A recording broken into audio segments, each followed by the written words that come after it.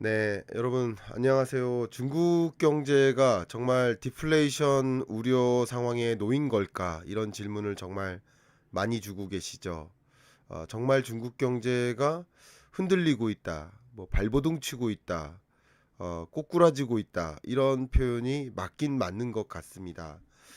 실제 외신에서도 보신 것처럼 중국의 디플레이션 상황임을 굉장히 대대적으로 강조하고 있는 그런 방송들이 계속 나오고 있습니다. 실제 어떤 상황인지 좀 봐야 되는데, 더 이코노미스트에서는 중국이 과연, 여기 보세요, Can China escape deflation? 디플레이션이라는 그 늪에서 과연 중국이 빠져나올 수 있을까 하는 의문이 제기됐을 만큼 중국 경제의 디플레이션 현상에 우리가 좀 촉각을 기울이는 것 같습니다. 디플레이션 현상을 명확히 보여드리려면 바로 이 그래프를 보여드려야 되겠죠. 중국 CPI 물가 상승률의 흐름을 보시면 보시는 것처럼 계속 23년 들어서 0%대의 물가 상승률을 기록하고 있죠. 그리고 한 세 달 전에는 마이너스 0.3%라는 마이너스 물가를 기록했고요. 또 0%대로 조금 올라섰다가 다시 마이너스 0.2%로 물가 상승률이, 중국의 CPI 물가 상승률이 마이너스 기조 0 혹은 마이너스 기조를 면치 못하고 있는 모습입니다. 특히 중국 경제가 이렇게 마이너스 물가를 몇 번 기록했는데 이것만으로는 디플레이션이라고 보기는 어려워요. 디플레이션 우려가 되는 겁니다. 명확하게 진단하려면 디플레이션 우려 상황이라고 볼 수 있는 거예요. 그런데 이런 디플레이션 우려 상황이 단기간 안에 끝날까 아닐까, 이걸 봐야 되는데, 그걸 먼저 볼 수 있는 선행적 지표가 보시는 것처럼 PPI, 생산자 물가입니다. 결과적으로 우리나라의 경우에는 물가를 진단하실 때 수입 물가가 중요해요. 수입 물가. 수입 물가가 오르면 우리나라의 제조 물가, 생산자 물가가 오르죠. 그럼 그 생산자 물가가 소비자 물가에 반영이 되는 거예요. 그런 수순이 있기 때문에 수입 물가는 당연히 생산자 물가의 선행 지표, 선행 지표이고, 또 생산자 물가는 소비자 물가의 선행 지표라고 볼 수 있어요. 그렇기 때문에 이 생산자 물가의 흐름이 계속 마이너스를 면치 못하고 있는 이런 모습을 보면 중국 경제가 아마도 지속적으로 디플레이션 상황에 놓일 수도 있겠구나 하는 생각을 우리는 해 볼 수가 있는 겁니다. 근데 이쯤에서 정말 많은 분들이 중국 경제 어렵다 뭐 이런 이야기를 하면, 또 뭐 독일 경제 어렵다 이런 말씀드리면 중국보다 한국 경제가 더 위험하다. 독일 경제보다 한국 경제나 걱정해라. 뭐 이런 종류의 생각을 갖고 계신 분들이 조금 계실 텐데, 제가 그것을 말씀드린 게 아니라 중국 경제와 한국 경제 간의 관계가 깊기 때문에, 그렇기 때문에 중국 경제가 어떤 상황에 놓여 있는지를 판단해 보고 그게 한국 경제에 어떤 영향을 미칠지를 파악하는 그런 과정에서 중국 경제를 들여다보는 거죠. 그죠? 중국 경제를 걱정하는 것이 아니라 중국 경제에 그만큼 우리나라가 대략 한 20% 이상의 수출 의존도를 갖고 있고, 중국 경제가 흔들리면 우리나라의 수출이 흔들릴 수밖에 없고, 그것은 우리 한국 경제를 흔들리게 만드니까 중국 경제를 진단하는 겁니다. 역시 그 현상을 보여드리면 우리나라의 전체 무역 수지가 아니라 대중국 수출과 대중국 무역 수지를 보여드리는 겁니다. 제가 이걸 계산하면서 보고 있지만 22년 4월 들어서 계속 대중국 무역 적자입니다. 무역 적자를 면치 못하고 있어요. 물론 9월 달에 잠깐 반짝 흑자가 있었지만 9월 한 번을 제외하면 22년 4월부터 계속, 5월부터 계속 무역 적자입니다. 정말 얼마나 오랜 기간 동안 무역 적자입니까? 그리고 대중국 수출 규모를 보면 전년 대비 감소세로 접어들죠. 5월 이후부터 6월부터, 그죠?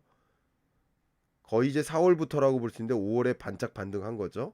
어쨌든 대략 22년 4, 5, 6월 정도를 기점으로 해서 수출이 전년보다 오히려 줄기 시작했고 계속 줄었는데 2022년에는 그나마 중국의 셧다운이 있었기 때문에 줄어드는 게 이해가 갑니다. 이해가시죠? 셧다운이 있었기 때문에. 그런데 우리나라는 중국에 가장 많은 수출이 중간재거든요. 중국 생산 공정 자체가 마비가 걸리면 우리나라의 중간재나 생산재를 중국에 수출할 일이 상당히 줄어요. 그러니까 이게 이해가 가요. 근데 2022년에 대중국 수출이 무너졌는데 그 무너진 대중국 수출에서 거기서 또 한 번 무너지는 거예요. 23년 이 수출 증감률이, 왜냐하면 모든 게 전년 대비 증감률이니까 그만큼 23년에 정말 이 수출 증감률이 마이너스 30%에 가까운 이 어마어마한 감소율은 결과적으로 한국 경제에 그만큼 영향을 주는 것입니다. 그래서 중국 경제를 들여다보는 겁니다. 중국 경제가 둔화했을 때 한국 경제에 어떤 영향을 줄까, 이것을 보여드리는 겁니다.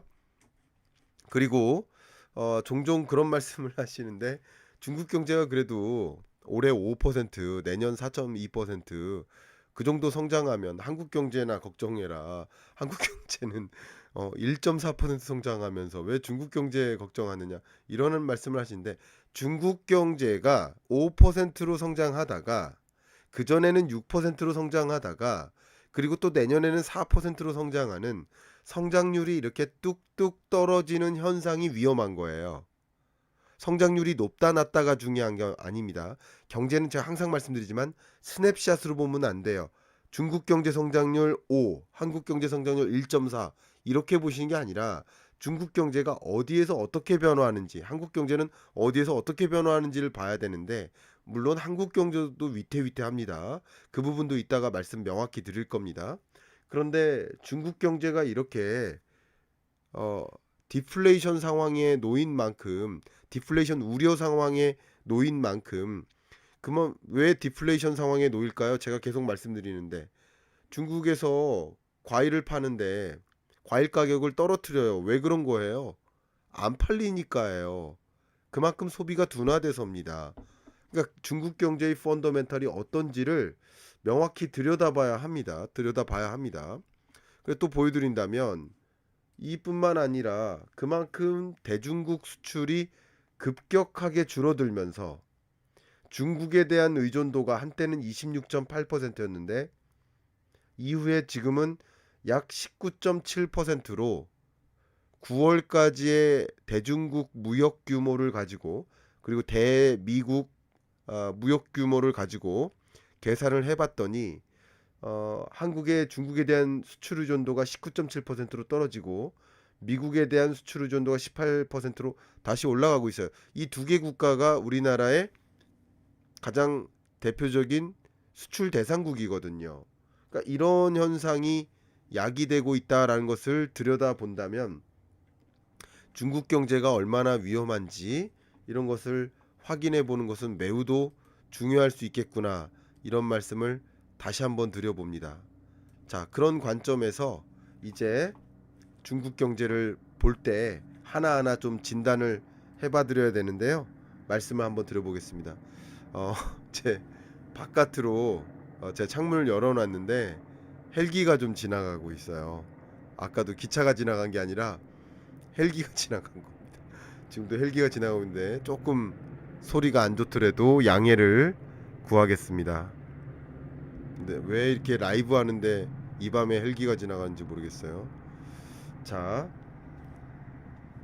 이제 그 중국 물가가 왜 둔화되는지 앞에 간략하게 말씀을 드렸습니다만 팩트를 제시해 드리면서 어떻게 중국 경제가 물가가 왜 둔화되고 있는지, 과연 중국 물가가 회복될 수, 그러니까 회복된다, 중국 물가가 회복된다는 것은 2% 이상의 적정 물가를 향해 올라간다는 것을 뜻하죠. 자, 보겠습니다. 중국 물가 둔화의 배경은 소매 판매 자체가 레벨 다운돼서입니다. 2023년 대략 한 5월, 6월, 7월 정도까지만 해도 소매 판매 증가율이 상당히 견조했어요.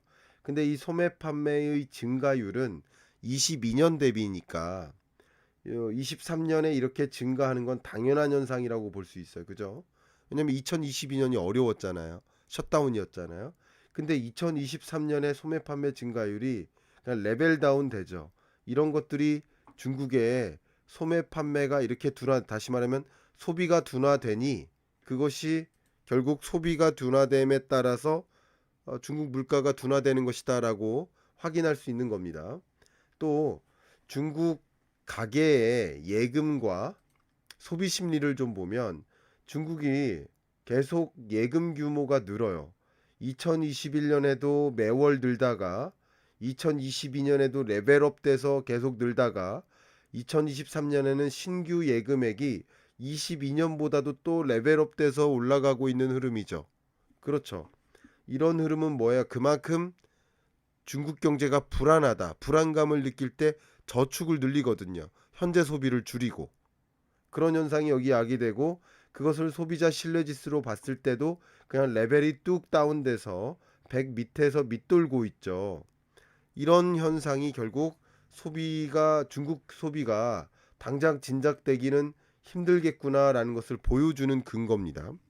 근데 소비만 볼 것이냐? 그것뿐만 아니라 중국의 고정자산 투자, 이게 기업의 신규 투자라고 볼 수 있어요.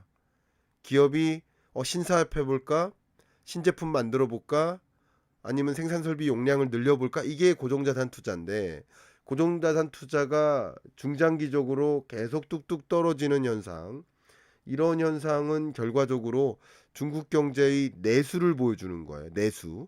왜냐하면 기업의 투자와 가계의 소비, 이 두 개를 더하면 뭐예요? 그게 내수니까 내수가 위축된다는 것을 보여줘요. 역시 산업 생산 측면에서 봐도 산업 생산이 23년 한 5, 6월까지만 해도 좀 올라가는 듯 하다가 리오프닝에 대한 기대감이 있다가 다시 좀 떨어지죠. 그래서 제대로 살아나지 못하고 있죠. 산업 생산이 뚜렷하게 증가하지 못하고 있습니다. 그런 것들을 여실히 보여주는 게 구매 관리자 지수. 그러니까 기업에서 여러분 구매팀이 있단 말이에요. 그럼 구매팀의 헤드가 있어요. 그러면 구매 담당자 헤드. 그러니까 예를 들어서 뭐 구매팀 팀장 뭐 이런 구매팀 헤드한테 물어보는 거예요. 각 기업들의 구매 담당자 헤드한테 물어봐요. 지금 왜냐면 구매자가 예를 들어서 우리 자동차를 만들기 위해서 예를 들면 타이어를 사와야 돼요. 그럼 구매 담당자가 타이어를 더 많이 사올 계획이냐 아니냐 이것을 보면 향후의 제조업 경기를 확인할 수 있겠죠. 그 기업에 서비스 기업도 서비스를 제공하려면 뭔가를 사와야 되잖아요. 저도 이 마이크를 사온 거잖아요. 뭐 이런 것들을 더 추가적으로 사올 계획이 있는가를 물어보는 방식으로 조사하는 게 구매자 관리 지수라는 지표입니다. 굉장히 적중하죠. 이 선행 지표입니다. 근데 제조업이든 비제조업은 주로 서비스업을 가리킵니다. 제조업은 계속 50이라는 기준선을 밑돌고 있고요. 비제조업마저도 나름 리오프닝에 대한 기대감으로 살아나는 듯했다가 다시 꼬꾸라져서 50에 가깝게까지 떨어지죠. 이거는 글로벌 경제의 흐름하고는 전혀 다른 양상이에요. 중국 경제가 이렇게 펀더멘털리 거시경제적으로 안 좋은 흐름을 보이고 있다. 이거고요. 중국 경제가 이게 물가가 불안한 상황이라는 거. 그리고 이게 중국 경제가 어디로 가고 있는가를 여실히 보여주는 그 근거들이라고 생각을 합니다. 이제 정말 가장 단적인 증거가 뭘까요? 기업들이 신규 투자 안 해요. 신사업 진출 안 해요. 그러니까 당연히 고용 창출이 돼야 안 돼요. 고용 창출력이 부재해요. 그러면 대학생 청년들이 15세에서 29세까지의 이 청년들이 일자리를 가져갈 수 있어? 일자리를 못 가져가요.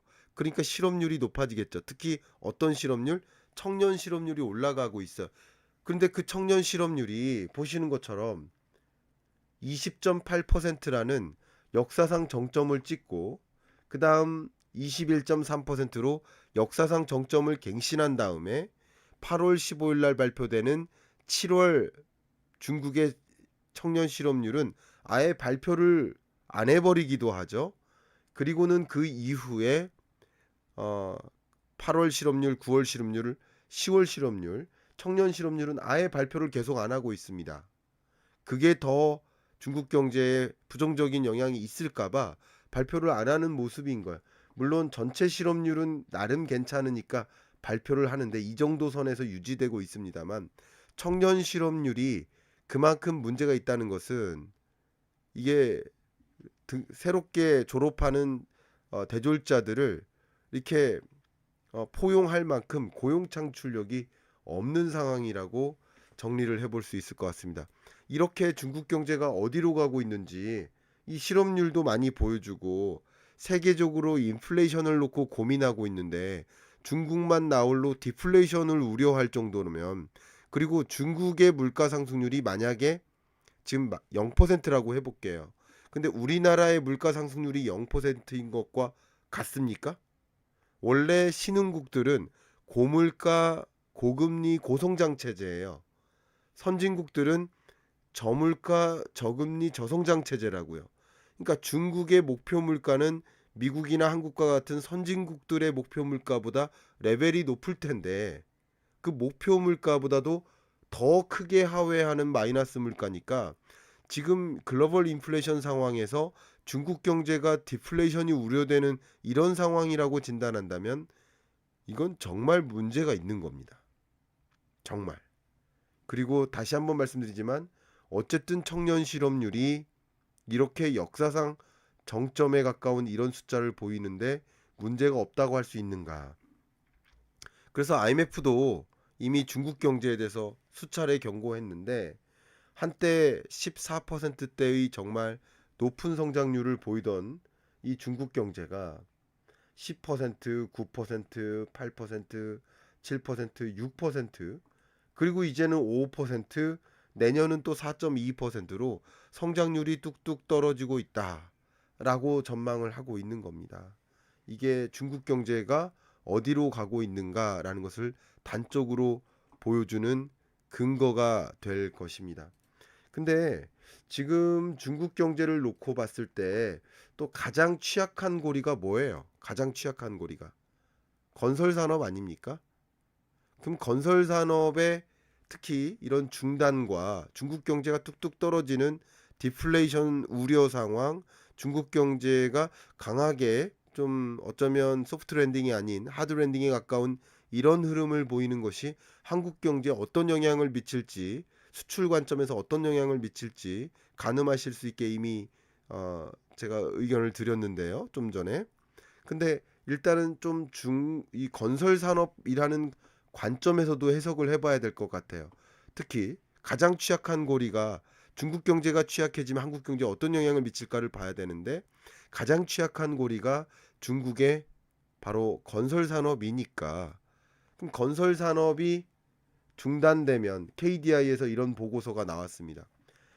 건설 산업이 중단되면 그럼 결과적으로 이 건설 산업에는 여러 가지 우리나라의 중국 내 건설 사업이 이루어지는 과정에서 한국이 제공하는 중간재 상품이 있을 것이고요. 그럼 중간재 수출 감소로 연결될 것이죠. 이게 우리 한국 경제에 치명적인 영향을 미치겠죠. 중간재 수출과 그리고 수출 감소가 영향을 미치겠죠. 어떤 영향이 있느냐?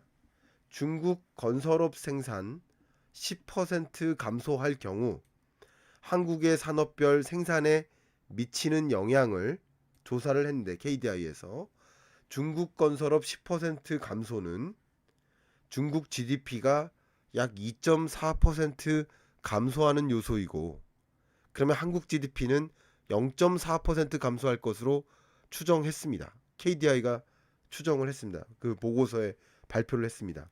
특히 여러 산업별 영향이 있겠지만 화학물질 및 화학제품, 광업 및 채석업, 수상운송업, 기타 비금속 광물, 전기 및 광학장비, 기본금속 및 가공금속, 이런 전반적인 산업에 걸쳐서 중국 건설업 생산이 10% 감소할 경우 우리나라 산업 생산에 감소를 영향을 미칠 수 있을 것이고, 그게 우리 경제에 치명적인 영향을 미칠 수 있다라는 것이에요. 지금 건설업 가지고만 제가 분석을 하는 겁니다. 특히 한국의 대중국 수출 구조를 보면요. 이게 이 대중국 수출 구조인데요. 그동안에 대중국 수출 구조가 우리나라가 중국에 최종재를 수출하기보다는 중간재를 수출해요. 예를 들어서 우리나라는 스마트폰을 수출하기보다는 스마트폰 안에 있는 주요 핵심 부품을 수출하는 구조인 거예요. 이해가시죠? 그리고 스마트폰을 생산하기 위한 생산재를 수출하는 그런 대중국 수출 구조가 그러합니다. 근데 2013년까지 상대적으로 내수에 들어가는 완제품 공급이 많아졌었어요. 그러다가 다시 22년을 향해 가면서 중간재 수출이 많아졌었던 것인데, 그러면 내수용 중간재가 늘어나고 또 우회 수출하는 거죠. 이게 이 파랑색이, 그러니까 중국에 중간재를 수출해서 중국의 내수용으로 완제품을 생산하는 목적이기보다는 중국에 수출을 해서 중국으로부터 우회 수출하는 구조가 이 파랑색인 거예요. 근데 이 우회 수출 구조가 어떻게 됐어요? 계속 줄어들죠. 이게 미중 패권 전쟁도 영향을 미치는 겁니다. 우회 수출이 어려운 거예요. 중국 내수용으로만 중간재를 수출하는 방식인 거예요. 근데 중국 경제가 꼬꾸라지고 그러면 중국 내수용 수출도 어려워지고 미중 패권 전쟁은 계속 지속될 것이라고 한다면 결과적으로 중국 건설업의 위축은 그냥 우리 한국 경제에 뭐 어떤 영향을 줄 것이다 막연한 것이 아니라 이렇게 영향을 준다라는 것을 가정하고 들여다볼 필요가 있겠다. 이 말씀을 드립니다. 끝으로 중국 경기 침체와 한국 경제, 보시는 것처럼 주요국에 대한 수출 추이를 제시하고 있습니다. 지금 대미 수출만 늘어나고 있어요. 왜? 미국 경제가 그만큼 23년 3분기까지 호황이었으니까 3분기까지의 대미 수출은 계속 늘어나고 있었습니다. 그죠?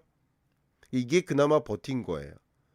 근데 대EU 수출이나 대중 수출은 계속 마이너스라는 거죠. 결국 중국 경기가 꼬꾸라지고 독일 경제가 꼬꾸라지고 EU 경제가 꼬꾸라지면 결과적으로 우리는 대EU 대중 수출이 꼬꾸라지는 것이기 때문에 결과적으로 우리 경제에 좀 어려움을 줄 수 있다.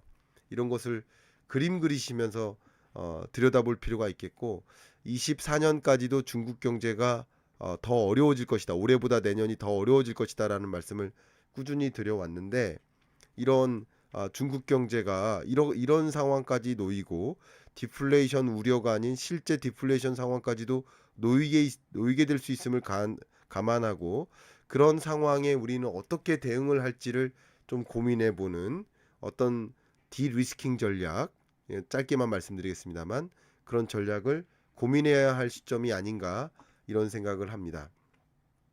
이제 10분 후면 CPI 데이터가 나오니까 녹화는 여기까지 하기로 하고요.